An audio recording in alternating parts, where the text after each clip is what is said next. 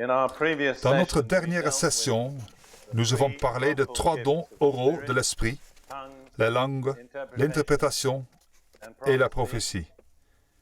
J'ai cherché à vous conduire dans l'exercice de ces dons.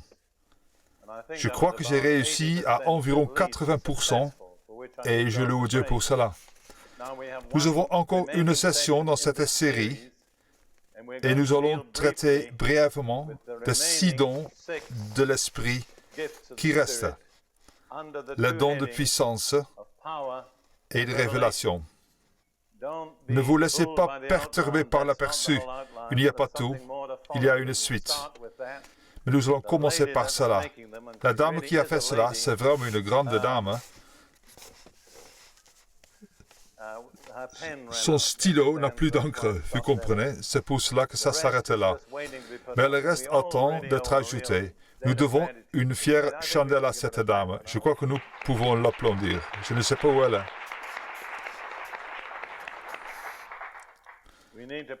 Nous devons prier pour elle afin qu'elle ne rate pas ses examens à cause de tout le temps qu'elle a passé sur ce travail. Maintenant, les 3 dons de puissance. Le don de puissance numéro 1 est celui de la foi. La foi est utilisée de différentes façons dans le Nouveau Testament. Le juste vivra par la foi. J'ai écrit un livre qui s'intitule « Vivre par la foi ». C'est le genre de foi que tout chrétien a pour être chrétien. Puis, dans Galates 5, la foi est citée comme un des fruits de l'esprit. Les fruits et les dons sont 2 choses différentes. Si vous voulez connaître la différence entre les deux, considérez un arbre de Noël et un pommier. Un pommier porte du fruit. Il faut un long processus pour produire le fruit.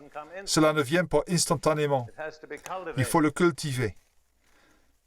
À l'inverse, l'arbre de Noël, si cela vous fait plaisir, porte ou accueille des cadeaux. Ces cadeaux peuvent être mis là un instant et pris à un instant. Aucun laps de temps n'est requis. C'est vrai pour les dons. Il ne faut pas 30 secondes pour recevoir un don. C'est la différence. Maintenant, le fruit est extrêmement important, mais nous ne parlerons pas de cela. Nous parlerons des dons. Le fruit de la foi est généralement traduit par fidélité. En fait, les mots grecs et hébreux pour foi se réfèrent tous deux au caractère et pas à l'intellect. C'est intéressant. La foi est fidèle. C'est un engagement envers Dieu. Elle ne comprend pas une certaine doctrine, c'est secondaire. Mais nous ne parlons pas du fruit de la fidélité. Nous parlons d'un don de la foi. Quelque chose qui se reçoit en un instant. Qu'est-ce que le don de la foi?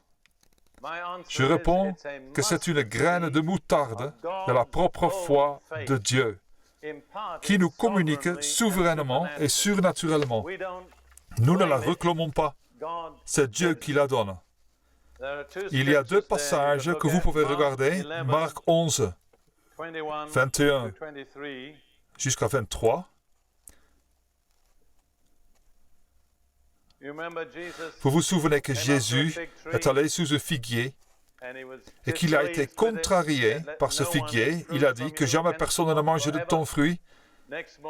Le matin, en passant, les disciples virent le figuier séché jusqu'aux racines et les disciples commentèrent ce fait. Pierre, se rappelant ce qui s'était passé, dit à Jésus, « Rabbi, regarde, le figuier que tu as maudit a séché. » Jésus prit la parole et leur a dit, « Ayez foi en Dieu. » C'est la traduction française courante.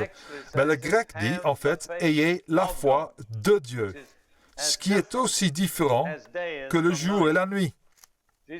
Jésus dit que si vous avez la foi de Dieu, les paroles que vous dites et les choses que vous faites seront aussi efficaces que Dieu lui-même le faisait. Ce n'est pas votre foi, c'est la foi de Dieu. Autrement dit, il dit, la foi de Dieu en moi me rend capable de déterminer la destinée de cet arbre. Les paroles que je dis sont aussi efficaces que si c'était Dieu qui les avait prononcées. Et souvenez-vous que Dieu a créé le monde par la parole. Il a parlé et le monde a été créé. Puis il donne la promesse. Au verset 23, je vous le dis en vérité, si quelqu'un dit à cette montagne, ôte-toi de là et jette-toi dans la mer, et s'il ne doute point en son cœur, mais croit que ce qu'il dit arrive, il le verra s'accomplir. C'est très complet. Quiconque dit quelque chose aura tout ce qu'il dit, mais vous ne pouvez pas faire cela par votre propre décision.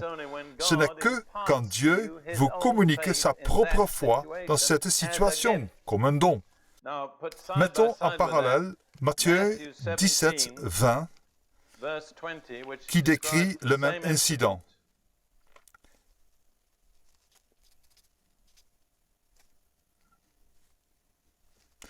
Jésus dit, je vous le dis en vérité, si vous aviez de la foi comme un grain de sénévé, vous diriez à cette montagne, transporte-toi d'ici là, et elle se transporterait, rien ne vous sera impossible. Ainsi, Jésus dit que si c'est la foi de Dieu, il n'en faut pas beaucoup. Une graine de moutarde, c'est la plus petite de toutes les graines, peut soulever une montagne. Autrement dit, ce n'est pas tant la quantité de votre foi que sa qualité. Le don de la foi est une petite graine de moutarde de la foi de Dieu communiquée dans une certaine situation pour un but spécifique. Quand vous l'exercez, vous êtes aussi efficace que Dieu lui-même. Une fois terminé, vous êtes de nouveau au niveau de votre propre foi, le genre de foi que vous avez dans votre vie quotidienne. C'est donc le don de la foi. C'est en général un catalyseur. Il a tendance à libérer les deux dons suivants. Et à ce stade, nous allons à la feuille suivante par l'assistante du frère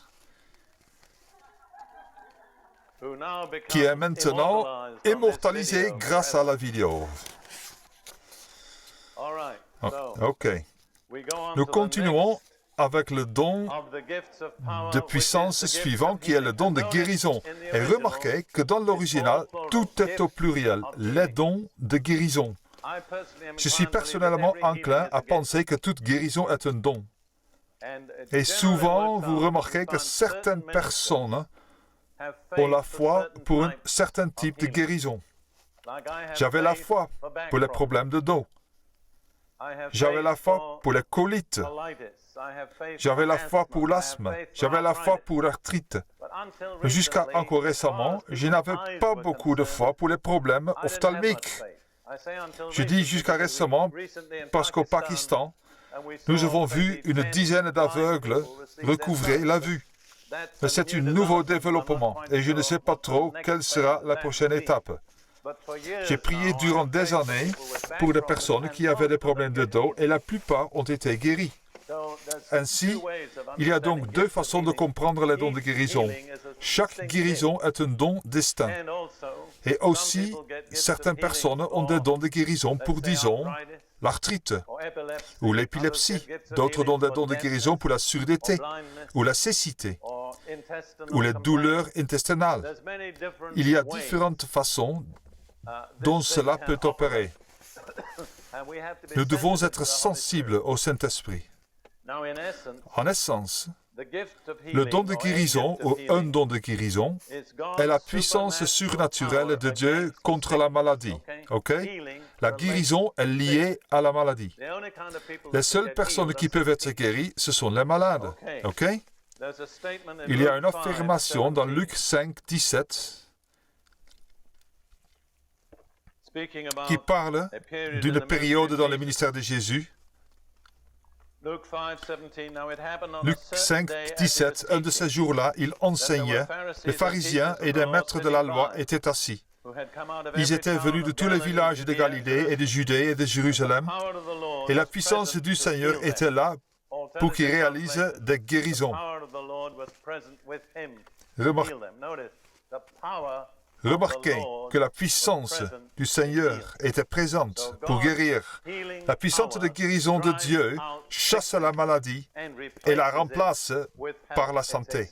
C'est une puissance surnaturelle accordée par le Saint-Esprit, souvent libérée par l'imposition des mains, parfois par l'onction d'huile, de différentes façons. Mais la guérison est liée à la maladie. Le don suivant, celui des miracles, peut aller plus loin. Les miracles vont plus loin que la guérison. Par exemple, c'est un exemple de quelque chose qui est arrivé plus d'une fois dans mon ministère.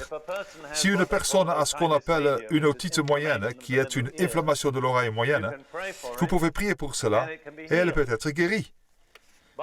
Mais si une personne a eu l'oreille moyenne enlevée chirurgicalement, il est impossible de guérir une oreille moyenne qui n'existe pas. Mais un miracle peut restaurer une oreille moyenne. Je me souviens de 2 occasions où cela est arrivé. Une fois, un homme est venu me voir en me disant « Priez pour mon oreille ». Grâce à Dieu, je n'ai pas demandé quel était le problème avec son oreille. J'ai donc prié et il est revenu me voir en me disant « J'ai été guéri ». Je lui ai demandé « De quoi avez-vous été guéri ?» Il m'a répondu « Je n'avais pas d'oreille moyenne et maintenant j'en ai une ». Je suis allé chez le médecin, il a vérifié, j'ai une oreille normale. C'est un miracle. Vous comprenez? Cela va au-delà de guérison. La différence aussi, c'est que les miracles sont souvent instantanés, pas toujours, et souvent visibles, tandis que les guérisons sont souvent invisibles. Si quelqu'un est guéri du foie, vous ne pourrez rien voir d'immédiat. Et souvent, c'est aussi graduel. C'est important de le comprendre parce que certaines personnes viennent pour être guéries. Si elles n'ont pas de miracle, elles pensent qu'il ne s'est rien passé. Mais il se peut qu'elles aient reçu la guérison. C'est très important de comprendre cela parce que si vous recevez une guérison, beaucoup dépendra de votre réponse. Je dis aux gens, maintenant, vous êtes branchés sur la puissance surnaturelle de Dieu, gardez l'interrupteur allumé. Comment faire? Tout simplement en remerciant Dieu. Dites, merci Seigneur, tu m'as touché. Ta puissance est à l'œuvre dans mon corps. Chaque fois que vous ressentez un élancement ou que vous voyez un symptôme, dites, merci Seigneur, ta puissance surnaturelle est à l'œuvre dans mon corps. Et répondant ainsi, la guérison s'accomplira.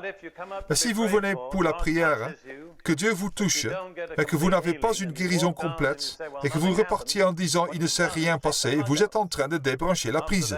Vous voyez, après, il ne se passera rien de plus. Alors, il est très important d'instruire les gens sur ces choses. Je dirais qu'un miracle est fréquemment libéré par un simple acte de foi, même normalement. Vous voulez étudier un homme qui a vécu un grand nombre de miracles, c'est le prophète Élie. Presque chaque miracle qu'il a fait a été libéré par un minuscule acte de foi. Par exemple, il y avait une source en dehors de Jéricho dont l'eau était polluée. Il a pris un récipient de sel, a jeté le sel dans la source et a dit « Ainsi parle l'Éternel, ces eaux sont guéries ». Tout le monde sait que le sel ne guérit pas l'eau, vous comprenez? Mais vous pouvez aller à cette source aujourd'hui, plus de 2000 ans plus tard, elle est toujours pure. Le sel n'a pas purifié l'eau, mais le petit acte de foi a libéré la puissance de miracle dans la source. Une autre fois, les fils des prophètes mangeaient dans un plat commun et ils se sont rendus compte qu'il était empoisonné.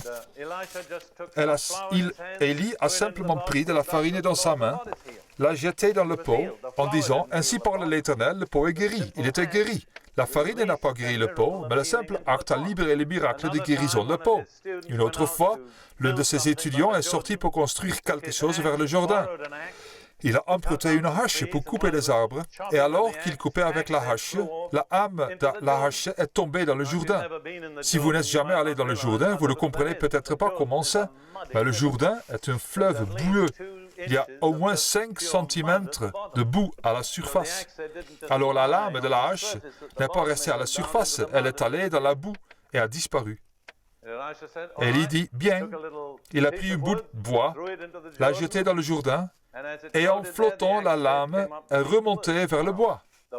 Ce n'est pas le bois qui a fait remonter la hache, mais le fait de jeter le bout de bois dans le Jourdain a libéré l'action de la puissance du miracle. Vous comprenez? Vous voyez ce principe? Vous devez souvent faire quelque chose de bizarre ou ridicule pour libérer le miracle. Quand un homme né aveugle vient à Jésus, Jésus cracha par terre, et tout le monde sait que le prédicateur ne crache pas en public. Il a fait une sorte de boue avec de salive, a oint les yeux de l'homme et a dit « Va te laver dans le bassin de Siloé ». C'est ridicule. Mais l'homme a fait ce qu'on lui disait et il est revenu en voyant. Ce n'est pas la boue qui l'a guéri, ni le bassin, mais l'acte de Jésus a libéré la puissance de miracle quand l'homme a répondu par la foi. Ce sont donc les 3 dons de puissance rapidement identifiés. Je souligne la parole brièvement. Nous en arrivons maintenant au don de révélation. Tout d'abord, la plupart des traductions disent la parole de sagesse. Mais le grec dit une parole de sagesse. Je comprends que cela ressemble au don de la foi, mais c'est la sagesse. Dieu a toute la sagesse. Mais s'il devait déverser toute la sagesse en nous, nous croulerions sous le poids. Mais dans une situation où nous avons besoin de sagesse, elle n'est pas disponible pour nous par les moyens naturels, Dieu nous donne une parole surnaturelle de sagesse, une petite graine de moutarde de sa propre sagesse. La nature de la sagesse est directive. Elle vous montre comment procéder. Elle vous montre quoi faire. Un mot de connaissance est similaire, mais c'est de la connaissance, pas de la sagesse. C'est une petite graine de moutarde de la connaissance de Dieu qui vous est donnée dans une situation spécifique pour accomplir un dessein particulier. Il y a 20 ou 30 ans, la parole de connaissance n'existait pratiquement pas parmi le peuple de Dieu.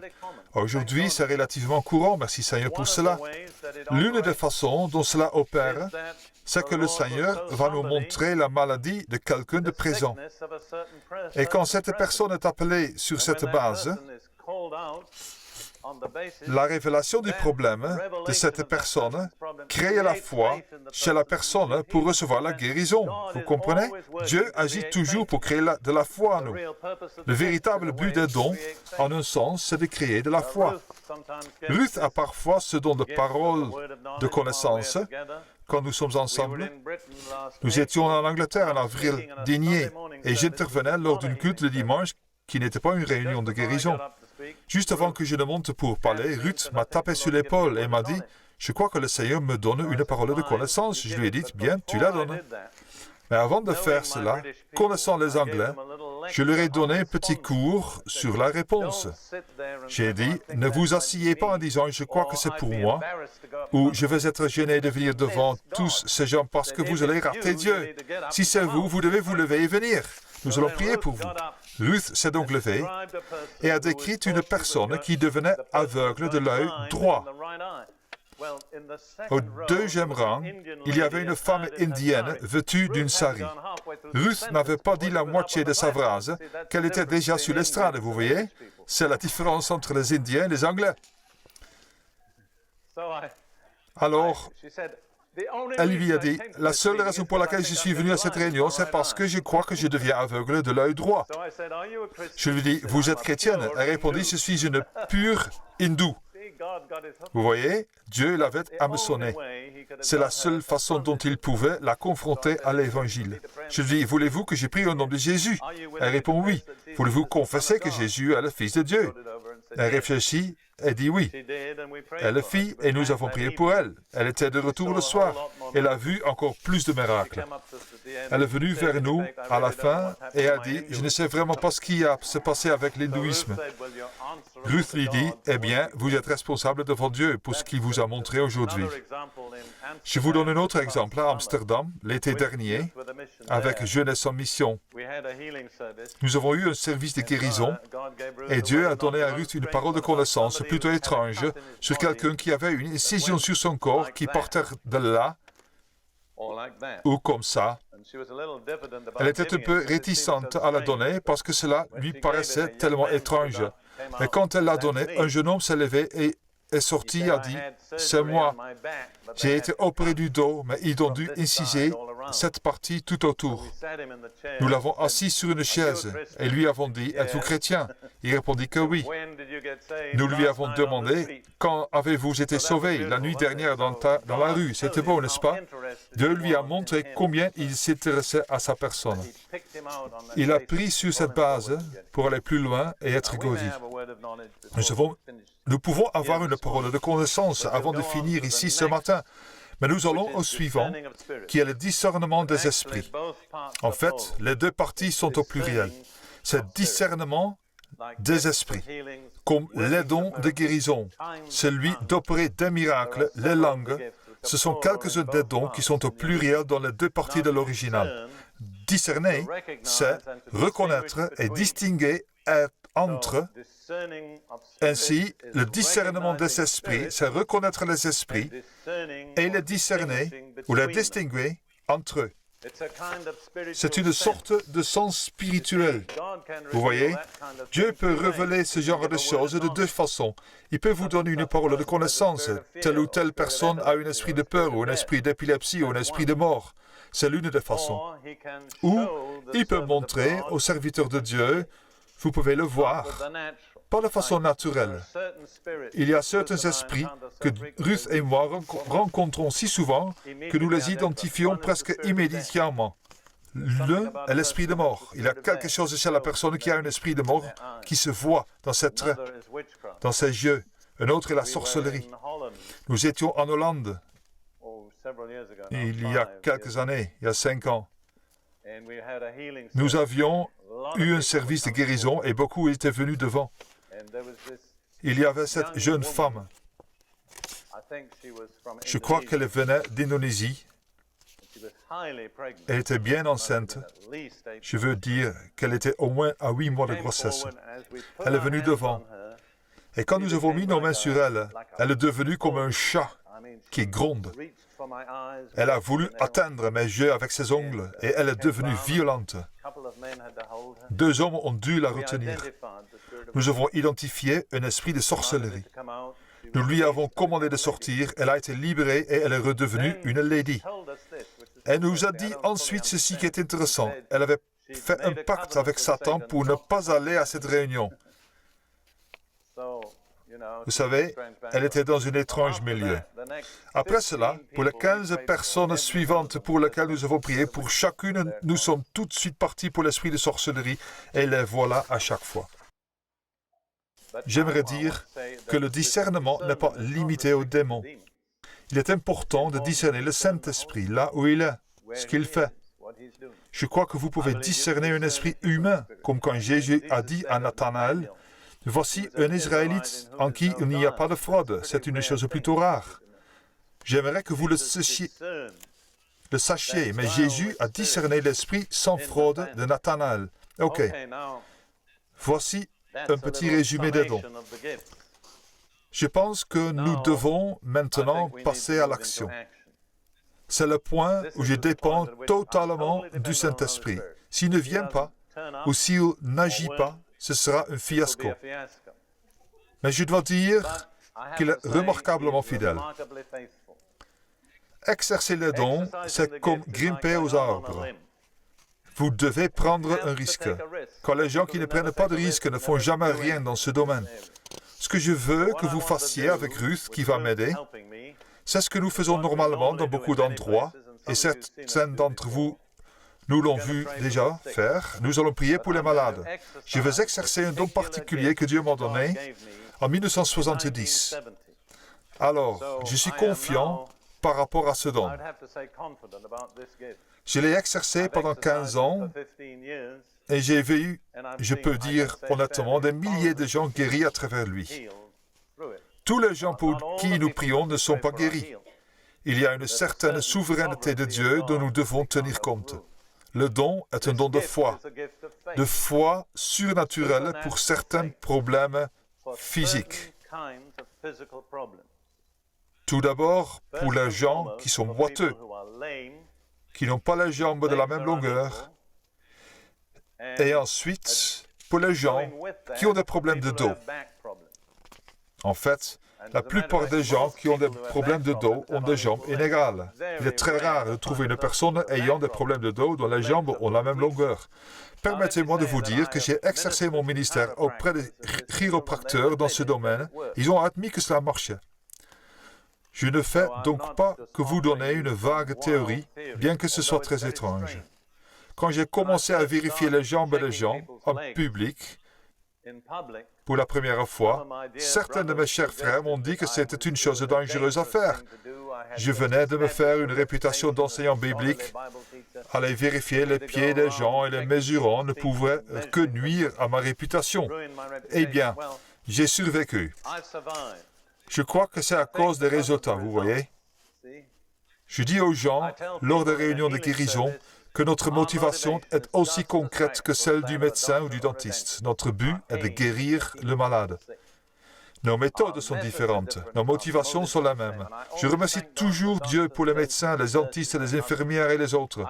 Je vous dis qu'il y a tant de gens malades dans ce monde que si nous devenions tous une armée, nous ne pourrions pas faire face à tous les besoins. Parfois, en particulier dans les pays du tiers-monde et ailleurs, où je vois des malades, je peux à peine supporter leur vue. Je suis toujours bouleversé à la vue du besoin et de la souffrance humaine. Mais nous faisons ce que nous pouvons. C'est tout ce que nous pouvons faire. Je vais commencer par exercer ce don.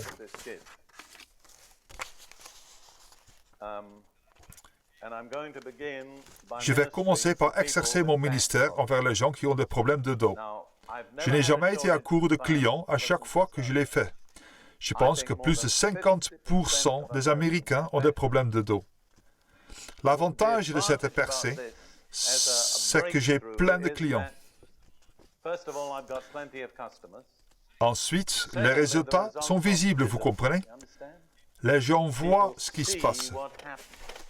Il y a 20 ans, la plupart des chrétiens n'avaient jamais vu un miracle visible dans leur vie. Heureusement, il y a un grand changement qui arrive.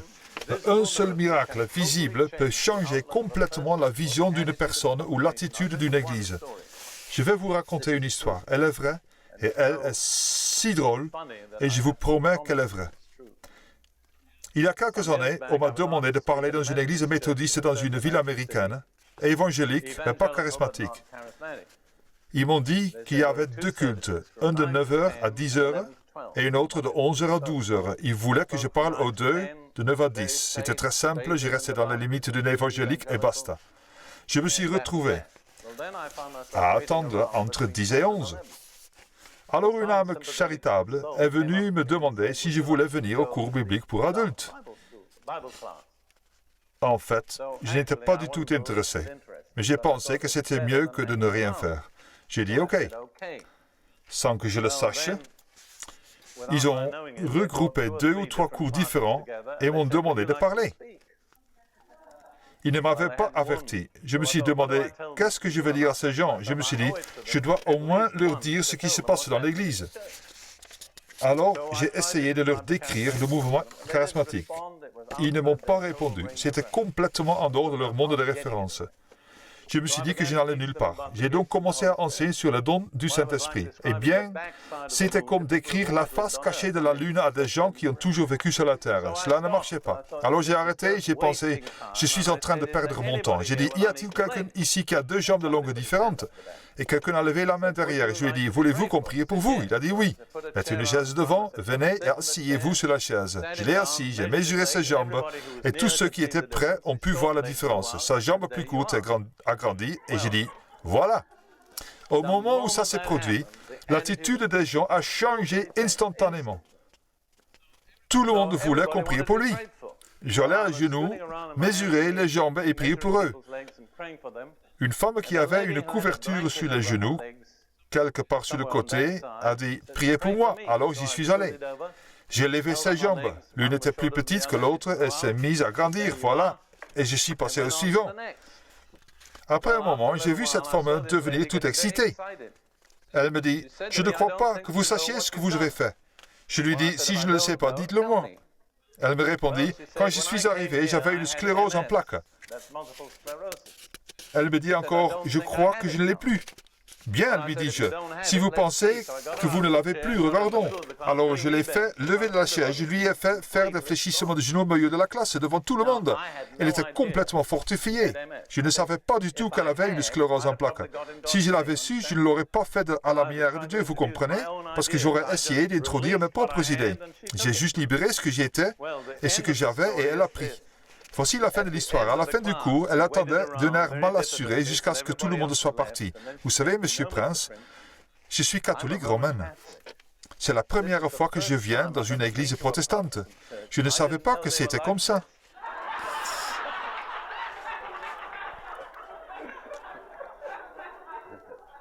Mais laissez-moi vous dire une chose. Je suis un protestant si je suis quelque chose, et ça ne m'intéresse pas. Les catholiques sont le plus facile pour prier avec. Parce qu'une fois que le prêtre dit quelque chose, ça y est, c'est fait. Vous savez, ils n'ont qu'à obéir. J'étais dans une église pentecôtiste à Copenhague il y a des années, priant pour les Danois. Et les Danois, je ne sais pas s'il y a des Danois ici, ma première épouse était danoise, ils sont plutôt secs. Je veux dire qu'ils ne s'enthousiasment pas facilement. Et je faisais vraiment des efforts. J'ai transpiré pour peu de résultats. Puis j'ai prié pour 3 personnes dans un rang et ils ont tous été guéris. Alors, en plaisantant, j'ai dit, ils doivent être catholiques. Ce qui est drôle, c'est que c'était le cas. Si vous connaissez les pentecôtistes, vous ne pouvez pas croire que les catholiques ont ce que les pentecôtistes n'ont pas. Voici comment nous allons faire. Toi, tu vas m'aider. Voulez-vous venir et retirer sa chaise? Hey, Ruth, veux-tu prendre ma Bible et mon résumé et venir ici, juste là? Merci. Séparez-vous autant que vous le pouvez, OK? Ruth, veux-tu monter?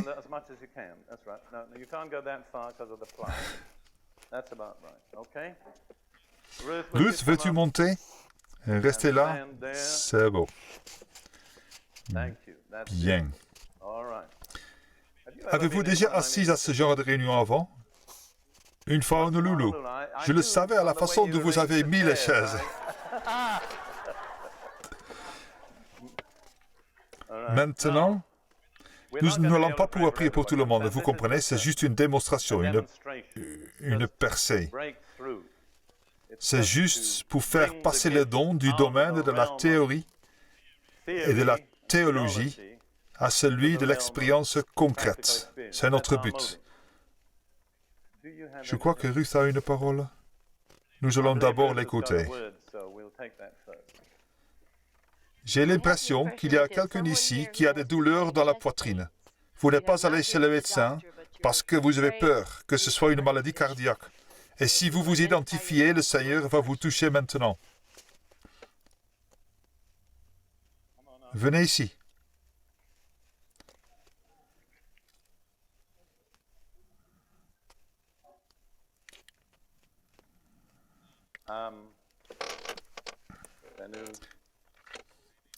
Nous allons avoir besoin de quelqu'un pour rattraper.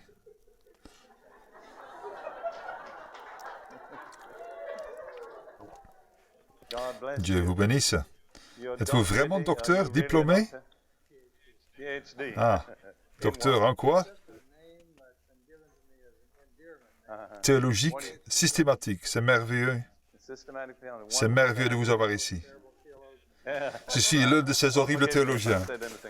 C'est vrai, pardonnez-moi si j'ai dit des choses que je n'aurais pas dû dire. Je le fais parce que beaucoup de théologiens se mettent en travers du chemin du peuple de Dieu pour les empêcher de recevoir ce qu'ils doivent avoir. C'est merveilleux de vous avoir ici. Vous voyez, si Dieu vous a appelé à sortir, cela signifie qu'il s'intéresse à vous. Il veut que vous soyez guéris, ok? Alors, tout ce que nous allons faire, c'est de vous imposer les mains et de prier pour vous. Recevez simplement, peu importe ce qui arrive. Si Dieu vous abat par ses puissances, c'est bien. Père, nous te remercions dans le nom de Jésus parce que tu vas toucher notre frère. Merci dans le nom de Jésus. Amen. Commencez à respirer. Faites entrer la présence de guérison de Dieu. C'est bien. Merci Seigneur. Merci Père. Dans le nom de Jésus. Amen.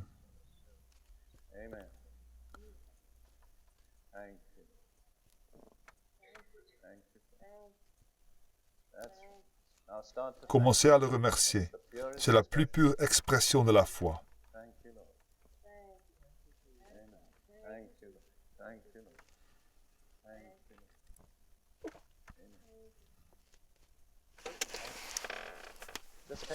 Prenez juste quelques respirations profondes. C'est la présence de guérison de Dieu. C'est bien. Laissez toute anxiété partir. Au nom de Jésus, Amen.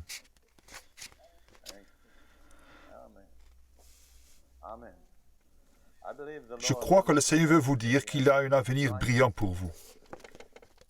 Il va vous ouvrir de nouvelles portes pour qu'à partir de votre expérience, il puisse faire de vous un guide et un enseignant pour beaucoup de ceux qui sont assis dans les ténèbres et dans l'ombre de la mort.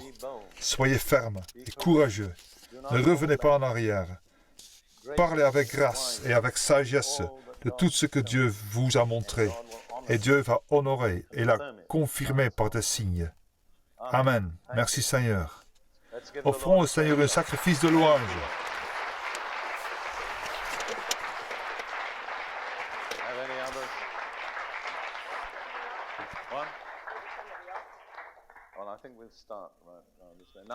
J'aimerais maintenant appeler les gens qui ont des problèmes de dos. Nous n'avons que 4 sièges.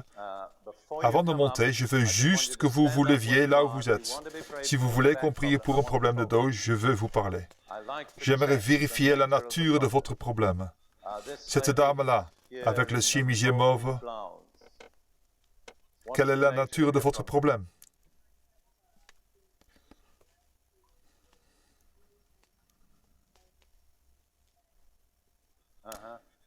Traité par un médecin, un chiropracteur. Quel est son diagnostic?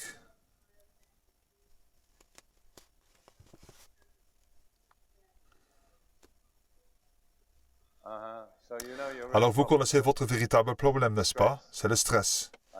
Comme beaucoup de gens. Montez et asseyez-vous ici, s'il vous plaît. La femme ici. Vous avez une vertèbre quoi?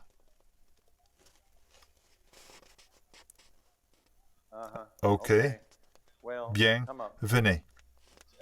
J'aimerais vérifier que les gens ont bien eu un diagnostic médical, vous comprenez? Pour que les gens ne pensent pas que je ne fais qu'inventer ces problèmes. Quel est votre problème?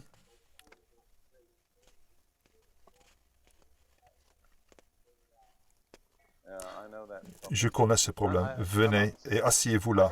En fait, j'apprécie les chiropracteurs, je tiens à le dire, parce que j'ai vu tellement de douleurs dorsales que j'apprécie les gens qui font quelque chose pour y remédier. Le monsieur avec la barbe là, avec le bras crasé, quel est votre problème?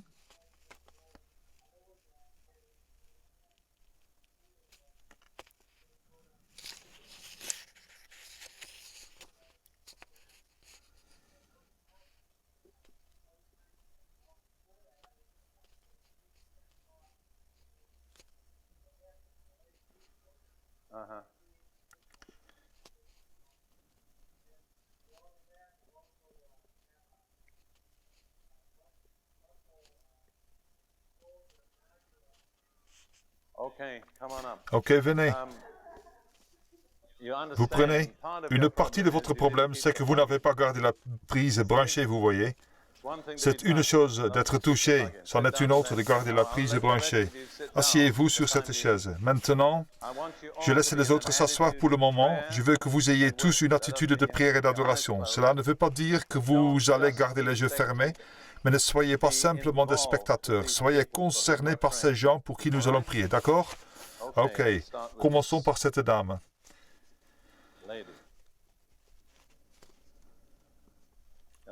Puis-je vérifier vos jambes, s'il vous plaît? Ok, votre jambe droite est un peu plus courte, vous le voyez? Sentez-vous qu'elle grandit maintenant?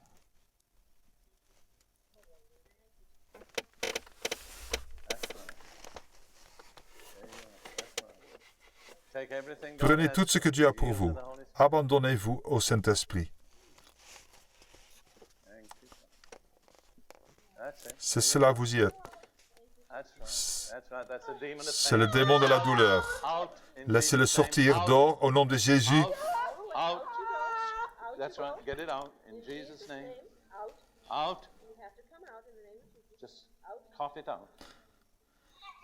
Tous pour que cela sorte. Ça doit partir. Expulsez-le par le tout.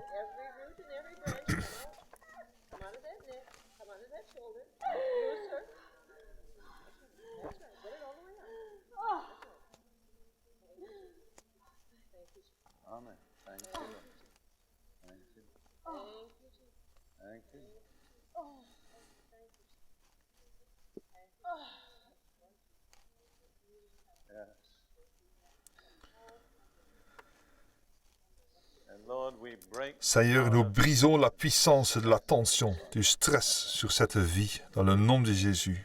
C'est bien. Respirez, laissez-le sortir, c'est le stress. Respirez pour le faire sortir. Vous devez coopérer, c'est bien.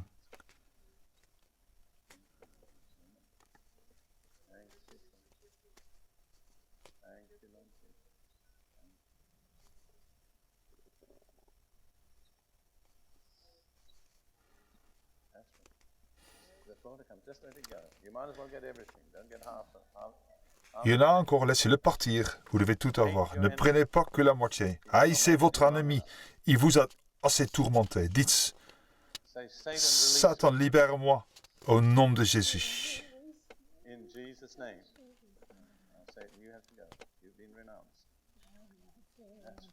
Satan, il faut que tu partes. Tu as été renoncé.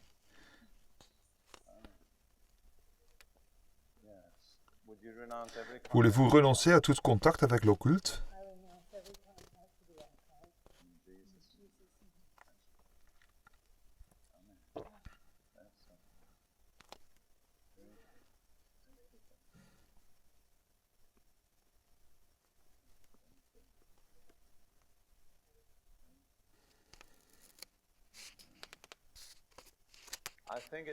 Je crois que ce serait bien si nous pouvions avoir une équipe de conseillers ici. Y a-t-il des personnes qui ont une expérience de la délivrance? Bien, venez. Restez avec elle. Ne soyez pas trop actifs. Encouragez sa foi. Elle a besoin d'être encouragée pour être complètement libérée. Dans cette situation, nous ne pouvons pas prendre tout le temps avec une seule personne. Maintenant, dites-moi encore une fois quel est votre problème. C'est bien OK. Maintenant, écoutez, j'ai un choix pour vous. Voulez-vous être plus grand ou plus petit?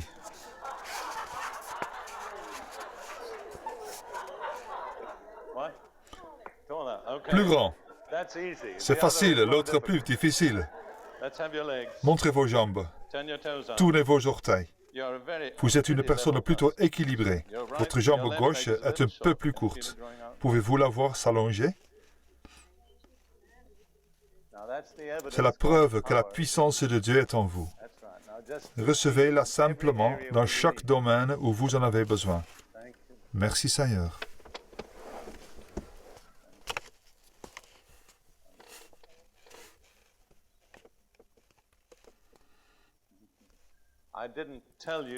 Je ne vous ai pas dit deux choses qui étaient dans mon résumé. Premièrement, très souvent, quand nous exerçons le ministère, cela dévoile les esprits mauvais. Cela est fréquemment arrivé dans le ministère de Jésus. Cela arrive aujourd'hui. Nous en avons vu un exemple. Une autre chose que j'aimerais mentionner, c'est que quand j'ai rencontré Ruth, elle avait une fracture discale et une colonne vertébrale déviée. Maintenant, elle n'a plus de fracture et sa colonne est droite. Elle a la foi pour soutenir les gens. Maintenant, quel est votre problème? OK. Vous portez une ceinture de maintien. Oui, je comprends que vous avez des problèmes. Vous voyez la différence dans vos jambes. Vous voyez votre jambe gauche est 2,5 cm plus courte. Pouvez-vous la sentir grandir quand je vous parle?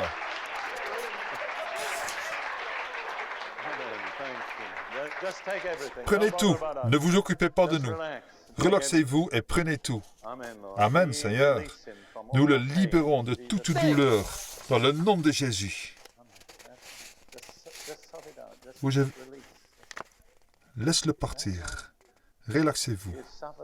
Vous avez beaucoup souffert. Vous vous êtes souvent demandé si Dieu vous aimait vraiment. Vous avez été tellement découragé. Aujourd'hui, il vous démontre qu'il est fidèle, qu'il vous aime, qu'il s'occupe de vous, que son amour est individuel.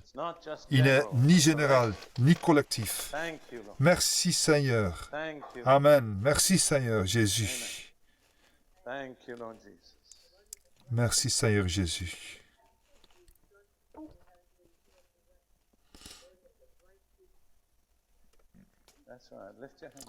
Levez vos mains et louez. C'est bien.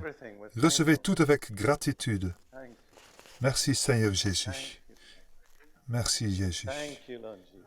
Merci Seigneur Jésus. Adorons rapidement et silencieusement le Seigneur. Merci Seigneur.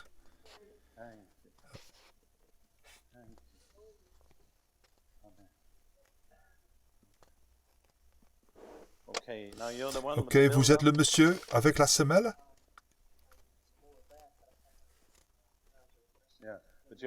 Vous avez aussi une semelle dans votre chaussure, non?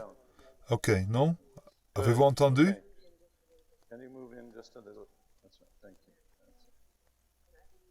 Viens ici.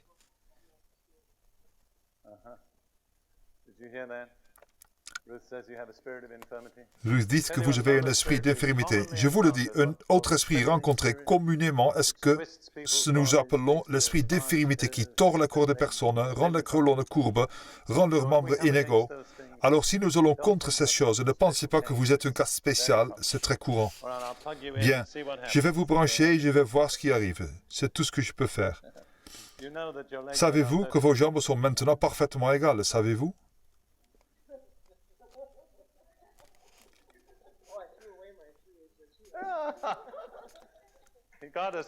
Dieu l'a guéri ici avant que je ne l'approche. Merci Seigneur, Amen. Maintenant, prenez tout ce que Dieu a pour vous. Nous rejetons toute forme de découragement. Seigneur, en ton nom.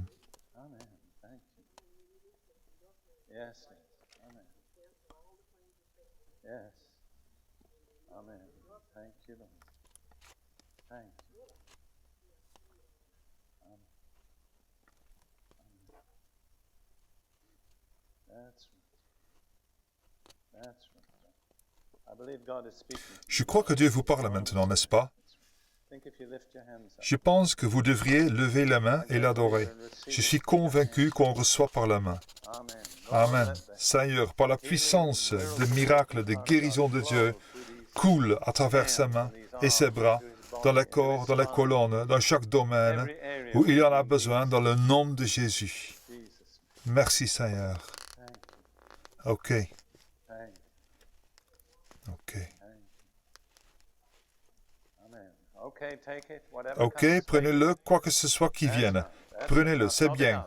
Maintenant, sortez-le par les sanglots. C'est l'esprit d'infirmité. Sortez-le par les sanglots. Ne le retenez pas. Laissez-le partir dehors dans le nom de Jésus. Vous n'avez pas besoin de prier. Laissez-le partir. C'est bien. Par les sanglots. Jusqu'au bout. Dans le nom de Jésus. C'est bien. Dehors.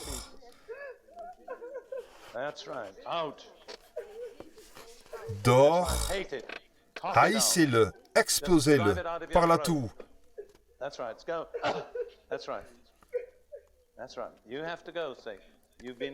Tu dois partir. Conduis-le dehors par la gorge. C'est bien. Tu dois t'en aller, Satan. Tu as été dévoilé dans le nom de Jésus.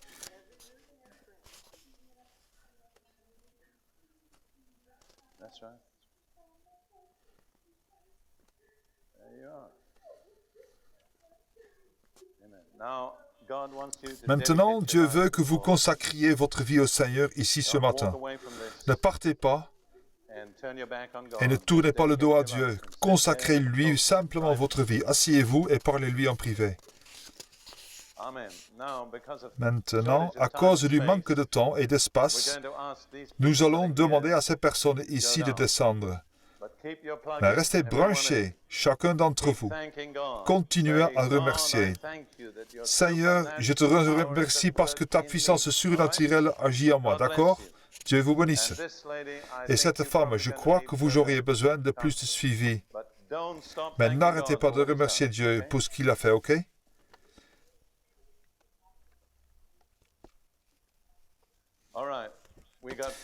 Il nous reste encore 5 minutes. Qu'allons-nous faire? Nous allons prier pour 4 personnes de plus, puis nous vous libérerons. Les gens qui ont des problèmes de dos et pour qui on n'a pas encore prié, qui veulent qu'on prie, voulez-vous vous lever rapidement? Cette dame-là, avec un chemisier à fleurs, quel est votre problème? Parlez fort. Bien, venez. Il y a un jeune homme blond, c'est vraiment un homme. Il doit bien y avoir un homme, exact. Quel est votre problème? Venez. Quel est votre problème? Nous vous cherchons, un de plus.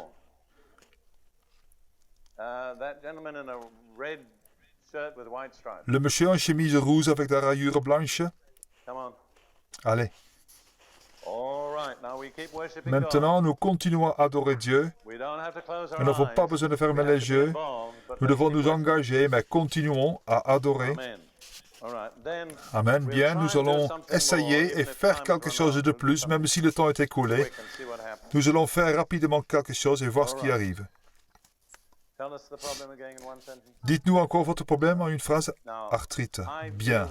Maintenant, je traite normalement l'arthrite comme un esprit mauvais. Cela ne vous offense pas? Cela ne signifie pas que vous êtes une personne mauvaise. Cela signifie que le diable vous tourmente, ok? Alors si je lui dis de s'en aller, vous savez ce que vous devez faire? Le laisser partir, exact, vous l'avez dit. Retournez sur votre chaise. Nous allons maintenant vous brancher et voir ce qui se passe. La raison pour laquelle vous avez des problèmes dans votre jambe gauche, c'est parce qu'elle fait presque 2 cm de moins. Vous le voyez? Vous le voyez? Ne bougez pas parce qu'elle est dans une position naturelle. La sentez-vous grandir? Le sentez-vous?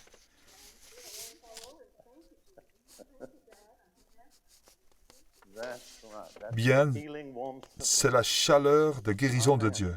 Amen. Maintenant, Seigneur, nous la libérons des tourments de l'arthrite dans le nom de Jésus. Laissez-le partir, hors de vous. C'est bien par les sanglots. Sors dans le nom de Jésus, oui, jusqu'au bout.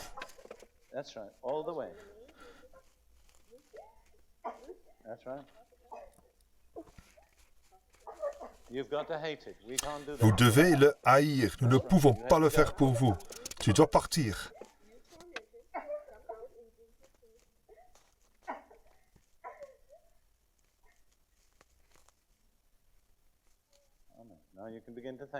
Maintenant, vous pouvez commencer à le remercier. C'est bien. Merci Seigneur. Exposez-le.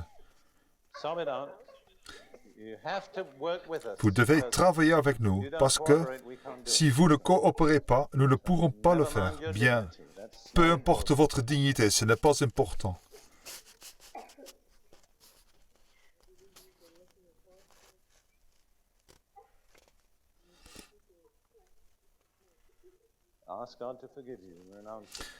Demandez à Dieu de vous pardonner, d'y renoncer. Dites, Seigneur, pardonne tout contact avec l'horoscope.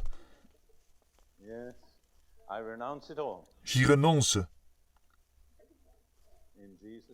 Dans le nom de Jésus. Vous voyez, vous vous êtes exposé à la revendication de Satan.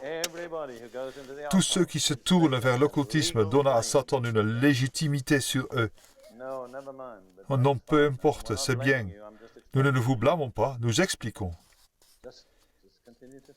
Continuez à le remercier.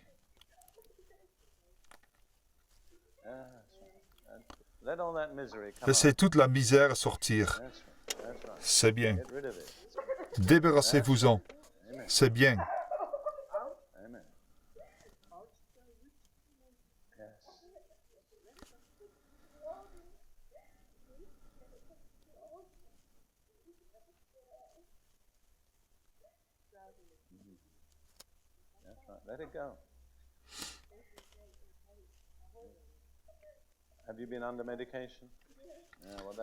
Vous êtes sous médicaments? C'est en partie le résultat de médicaments. Seigneur, nous brisons tout lien satanique sur cette vie dans le nom de Jésus. Dans le nom de Jésus. Merci Seigneur. Frère, je crois que nous devrions vous demander de rester avec elle, car il y a encore des choses qui doivent sortir, vous voyez, mais à cause du manque de temps, n'usez pas de grâce envers le démon. Maintenant, c'est très important. Nous avons parfois l'air très en colère. Nous ne sommes pas en colère contre les personnes, nous sommes en colère contre le démon. Ce n'est pas un péché d'haïr le diable, en fait, c'est un péché de ne pas le haïr. Bonjour, j'espère vraiment que ce message de Derek Prince a été une bénédiction pour vous.